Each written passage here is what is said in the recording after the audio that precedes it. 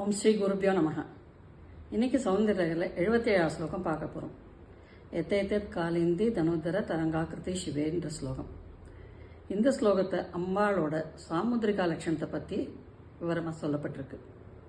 இப்போ ஒவ்வொரு பாகமும் அம்பாளோட இது எப்படி இருக்குன்னு சொல்லி இந்த சௌந்தர்யல வரிசையா சாமுத்திரிகா லட்சணத்தை அம்பாளை பத்தி விவரமா சொல்லப்பட்டிருக்கு. நமக்கு அதனால நம்ம அதை நினைச்சு தியானம் பண்ணும்போது என்னென்ன பலன் அப்படிங்கறத சொல்லப்பட்டிருக்கு. இந்த ஸ்லோகத்துல இப்போ இந்த ஸ்லோகத்தை எடுத்துட்டு ஒரு மண்டலம் 48 நாளைக்கு ஒரு நாளைக்கு 500 தடவை சொல்றது கஷ்டம்தான்.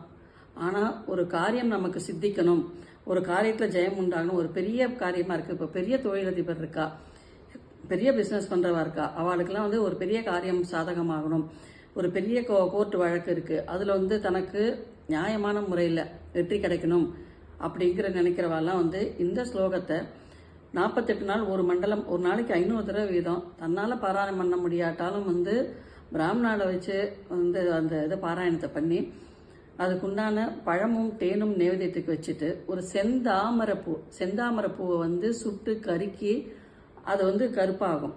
அந்த இது தூளை எடுத்து கீழ் நோக்கி போடுற முக்கோணம், இப்படி கீழ் நோக்கி போடுற முக்கோணம் போட்டு அது நடுப்புற கிளீம்னு எழுதிட்டு இந்த அம்பாளை நினைச்சு இந்த ஸ்லோகத்தை பாராயணம் பண்ணிட்டு அந்த அந்த சுடல் இருக்கு இல்லையா கருகினது, அதை நெத்தியில இட்டுண்டு வரும்போது இவாளுக்கு என்ன காரியம் நினைச்சு இது பண்றாளோ அந்த காரியம் சித்தியாகும், ஜெயம் உண்டாகும், வெற்றி கிடைக்கும்.